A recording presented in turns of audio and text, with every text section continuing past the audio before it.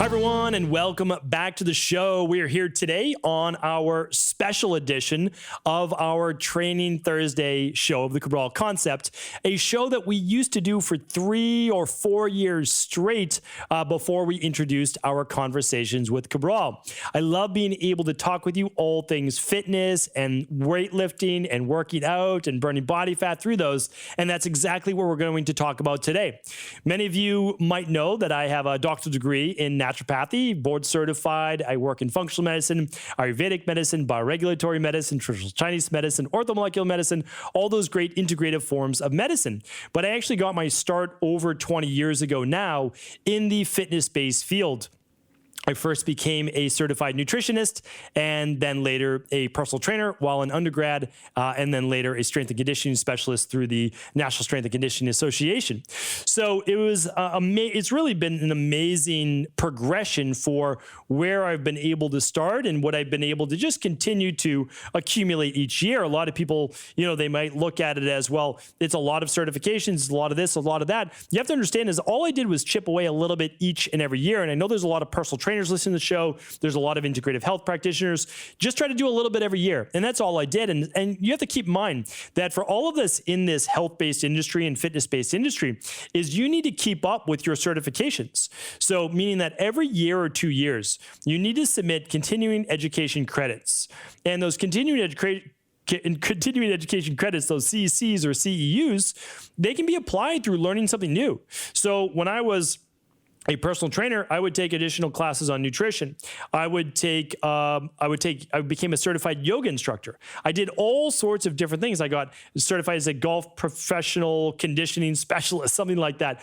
All these different things that I thought would be very useful in helping my clients, but also from my own knowledge, I could grow from those as well. So it's an amazing field where it's never ending. Right now, I spend a lot of my research and a lot of my study time in different types of bioenergetics. I study a lot of bioregulatory medicine. I study a lot of research into anti-aging. And so again, there's no limit to this. There might not be any certifications for me to get, but I do my continuing education through studying other things as well. And so again, I just want to take a little aside there to share with you that, these are passions of mine. And so I love to study them anyways, but I always want you to know that there's always more. And so whatever you know and however healthy you've gotten or how you've transformed your body, there is another level to that if you want it.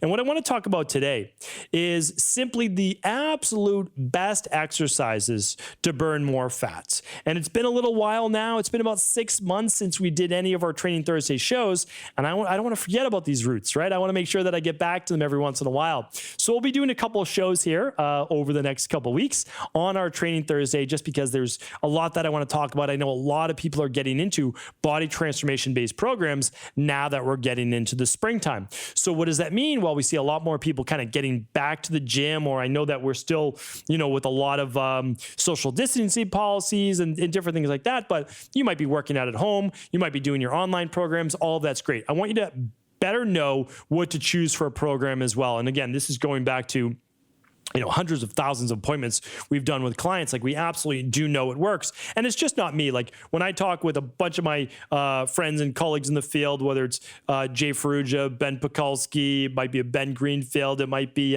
Sal from Mind Pump, like, it could be any of these people, all great, knowledgeable people. They're going to tell you that, listen, there's a handful, couple dozen exercises. Those are the only ones that really need to be done. Now, you can create variations on those to make them a lot more interesting for you, but I'm going to share with you, here are the exercises that you have to be doing. Now, it can be some variation of that, whether you do it with a kettlebell, a dumbbell, a barbell, a landmine, a sandbag, that's up to you, right? Like, the different modalities for adding some type of a weight to your body or some type of tension or force, that's up to you. That's up to you, your personal trainer, your workout program. But here's the issue. And again, I lived in this world for so long, and I loved it. I mean, I really did. I mean, I was full time for a decade, like 40 hours a week, not even 40 hours a week, 40 appointments, like 40 training sessions a week, which probably was 60 hours or so a week. And again, absolutely loving it. I spent, when I wasn't training clients, I was working out, I was working on my nutrition, all those great things. And then, of course, studying for the next certification. But here's the thing. Every single year, I'd see people try to burn burn more body fat by doing more cardio and by doing more small exercises, I call them, right? The small ones. And here's why. Doing cardio, and you might not even think this way, but doing cardio is almost like the easy way out. I don't discount the fact that you should do cardio. You should absolutely do cardio. You absolutely should for your health. And yes, it does burn body fat. For all the people out there who would say that it doesn't, it absolutely does. And it actually is good for your blood sugar as well. And I only know that because I got into then functional medicine, and I'm looking at blood glucometer readings, like just charts of them, spreadsheets from my private wellness clients that I worked with that had diabetes or type 2 diabetes or whatever it might be. And we could see, hey, the days that they did some cardio the evening before or that morning, they had better blood sugar. Not from resistance training, no, because we can actually see a spike in blood sugar from resistance training. Doesn't mean that you shouldn't do it, but just know that there are benefits to cardio as well. But here's the issue. When you're trying to burn body fat and you're doing cardio, it's self-limiting, meaning that it will work for a period of time, and then it almost backfires, because if you stop it, you burn less calories, you start to gain more weight. So that's one reason why it's not so great, so that you just need to run longer. Like, that's the issue. You can't run faster because then it becomes anaerobic and then you can't do it anymore. So then you have to go longer, and that's not great for your joints, not great for your body. After you're running for 40 minutes, that's enough. Like, that's enough time. 30, 40 minutes of aerobic cardio, it's plenty. So you need to do something else, right? And doing more of that is not the best way to do it, especially in the long run, because you become more catabolic, which means if you're not doing strength training and you're only doing cardio, you're going to burn more muscle tissue. Now, in the short term, you might say, great, because the scale's moving. But in the long term, I assure you, it's not a good thing, because your body's going to look softer, not ideal. Your muscles are going to look less toned, and yes, I'm doing that in air quotes, and you're going to be forced to eat less and less calories, because your muscle is what's the most metabolic on your body in terms of tissue, not necessarily talking about digestion, all the other phases of energy and bioenergetics, but the actual tissue in your body, your muscle. And if you use it doing some exercises, then you actually become more metabolic as well. And cardio is not one of those items. So again, cardio, yes, I like it. I'll share with you how I would do it in just a moment, but it's not the end all be all for fat loss. That's for sure. I don't know. It's not what so many people do it. I see them on the treadmill. They go in the gym and they just run. Okay. Yes, it has some effect, but it's self-limiting. The other is this. The other one I see is these boot camps and these just kind of one for all classes where you choose a pair of dumbbells, maybe two, and you just use those for the whole class, no matter the exercise. So you're telling me if I do a bicep curl, that's the same weight I should use if I'm doing a deadlift as well? That doesn't make any sense. I'm working a muscle here that for some people might be the size of a lemon. Some people, the biggest it might get to is a grapefruit, but that's it. And then you're looking at your glutes, which should be 3, 4, 5 times the size of that, and your quads and your hamstrings. You're telling me you're using the same weight or even close to it? No, you want to be using 5 times or so the amount of weight. You want to be using a lot more weight. So the issue is too much cardio and too many small exercises. And people do the small exercises for a couple reasons. One is they believe they want to work the muscles that they want to tone more. So, I want more toned biceps, triceps, and shoulders. Okay, well, a lot of people do. You want your arms to look toned. Great. So you think about doing lateral raises and shoulder presses and curls and tricep extensions and whatever else it might be, right? So what are you doing? Well, you're doing, except for that shoulder press I just mentioned, you're doing single joint exercises. All that means is that you're working one joint. So when you do a curl, if you're watching this on video, all I'm doing is bending one joint, right? That's my elbow. I go from extension to flexion, extension to flexion. That's all that it is. And the triceps, the same thing.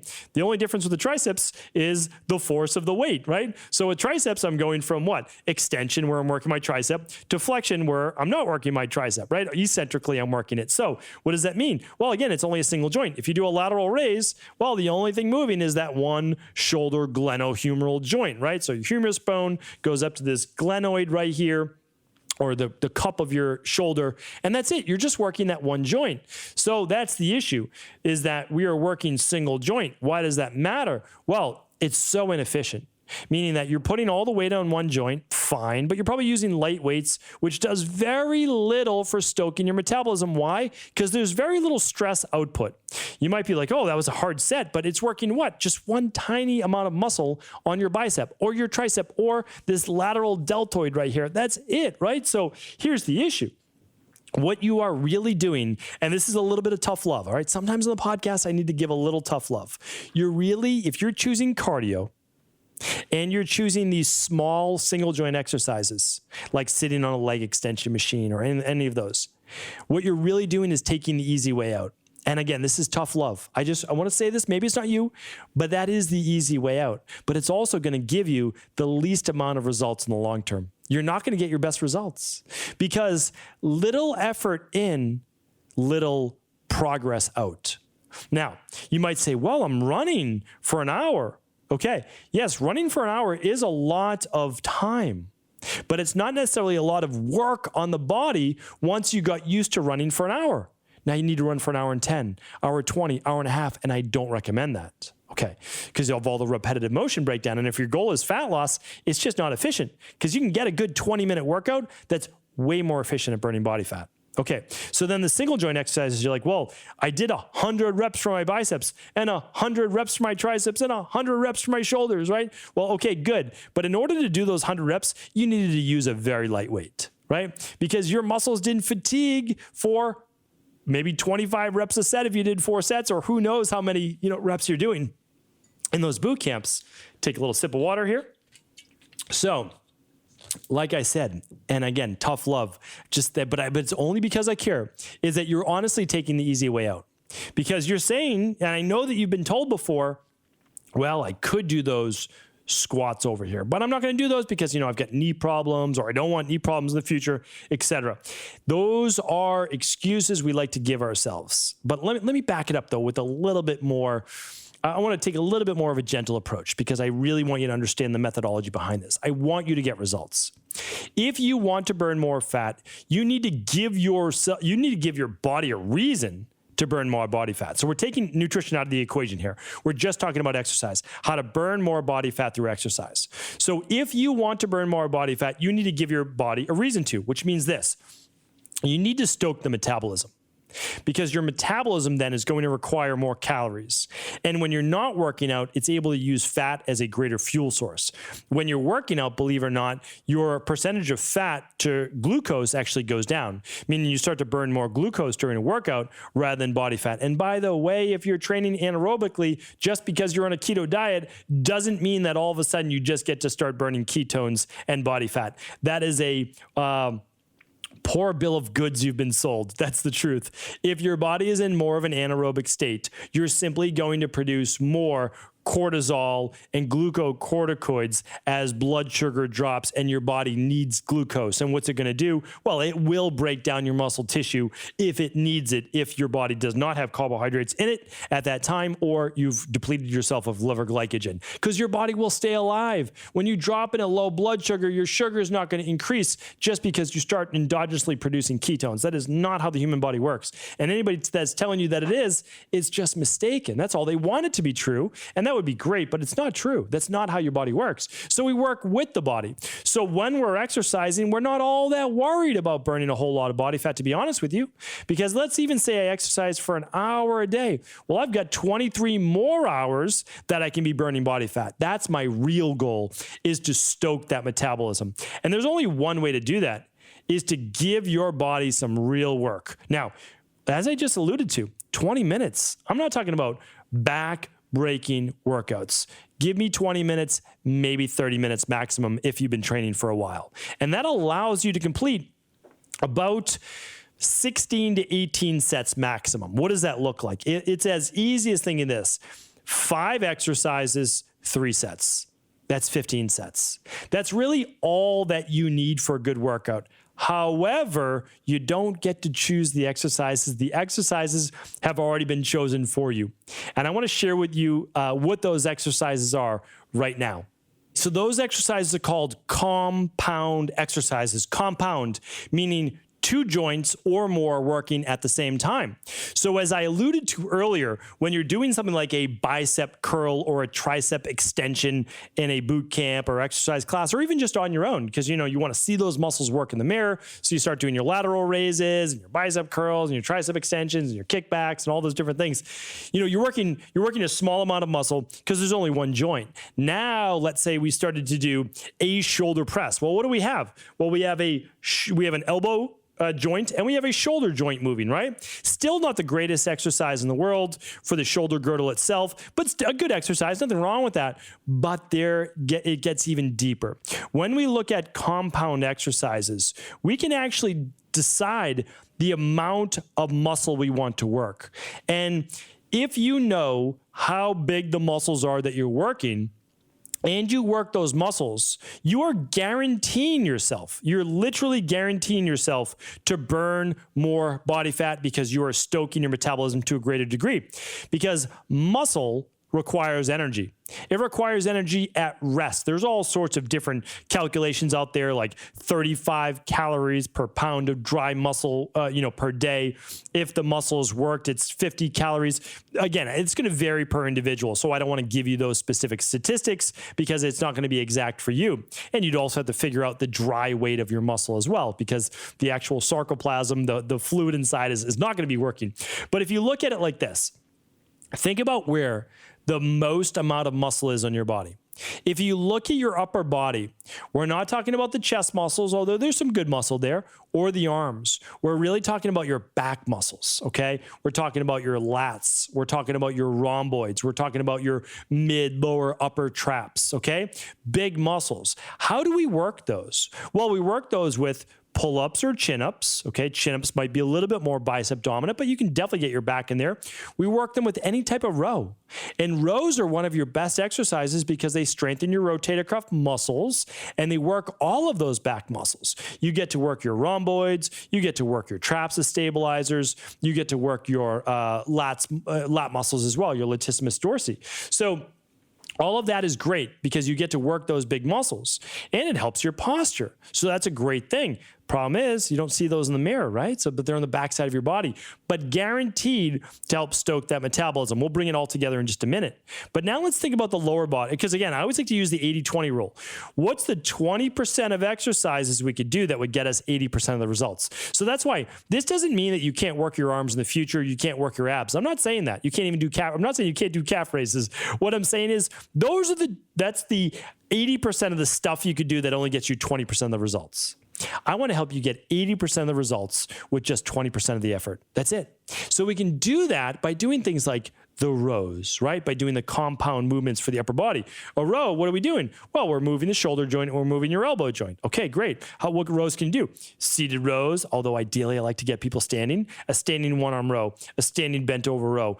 You could do a chin-up. You could do a pull-up, even assisted with bands. There's nothing wrong with that. But think about this. Think about the lower body. Here's a fact that you may not have heard before. Between your kneecap and the top of your hip bone, which is called that iliac crest, that's about 60% of all of the muscle in your body. For some people, it might even be greater. So think about that. And here's why. You only have one bone in your upper leg called your femur. Everything around that is either going to be muscle mass, some type of fibrous-based tissue like your fascia, or body fat. Well, we are working all of that muscle. So we're working your glutes, largest muscle in the body, right? And you have multiple parts to your glutes. We're working your flexor and extensor muscles in your hips. We're working your quadriceps on the front of your leg and your hamstrings on the back. If we work those, each workout, what do? Stoke the metabolism. Those muscles require energy in terms of calories or body fat, stored body fat, to rebuild, refuel the body. And also just in terms of energy output, well, where are you going to get that energy from? Body fat counts. We can use body fat as long as we're on the same calorie diet or a little bit lower. So what does that mean? Well, it means that each one of our workouts then, this goes for the majority of people. I'm not talking about bodybuilders. I'm not talking about people that are chemically enhanced. I'm talking about regular people who like to work out about 3 days a week, maybe 4, okay?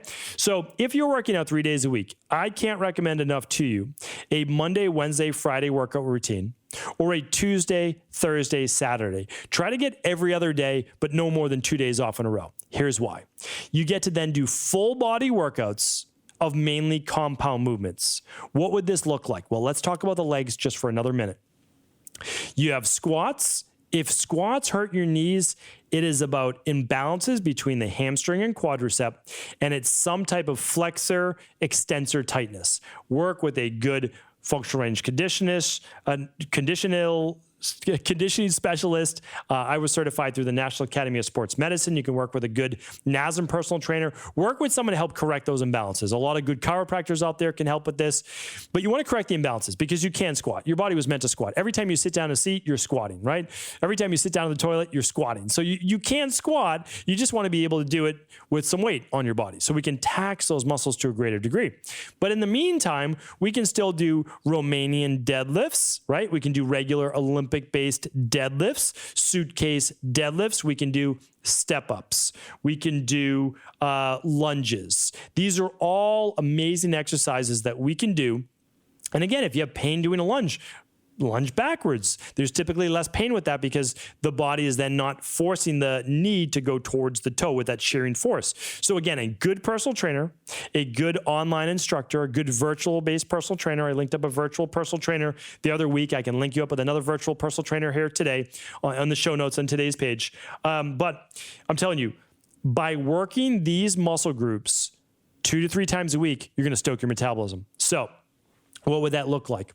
Well, you want to do an upper body compound movement, like a shoulder press, like a chest press. Okay, that's your pressing movement. Then you want to do a lower body exercise. That would be something, let's say, like a squat. Then after that, you want to go to the upper body. This is just one example. Upper body, now pull back now. What do we do? Some type of row. That's easy, right? Some type of row or some type of pull down, pull up. Okay. After that, what do we do? Let's go back to the legs. Let's do a pulling exercise for the legs. Let's say it's Romanian deadlifts. Fantastic. Then we can end the workout with some type of core-based movement if you'd like. It could be a plank. It could be chops. It could be anything you want. You could even throw in some arms if you wanted there. But you want to be able to get in those compound movements. And then all you would do is take that same workout, do different reps on Wednesday, and a different rep range on Friday if you wanted to. That's the simplest of all simple workouts. You only need 5 exercises. Or what you could do is you could actually take the Monday, the Wednesday, and the Friday and do different compound movements on each one of those days. And then you're able to stimulate the muscles in a little bit different way. One day might be let's say a front squat with 2 dumbbells on your shoulder. And then the next, let's say on Friday, you did a squat, and this time it's a goblet squat, right? You might do backwards lunges one day, step ups another day. So you're able to vary it, which I like even more. You just need to make sure you get the right program for you. But what I wanted to do today was actually share with you how the best strength and conditioning specialists, personal trainers, coaches, anybody in the world are able to get their clients better results. And they're able to do that not with longer workouts. Actually, they're shorter workouts, but they're doing more mechanical work on the body. And mechanical means they're doing more joints working. They're getting more muscle tissue to work. So while you're doing that bicep curl right here, what if you were to squat down and press a weight over your head?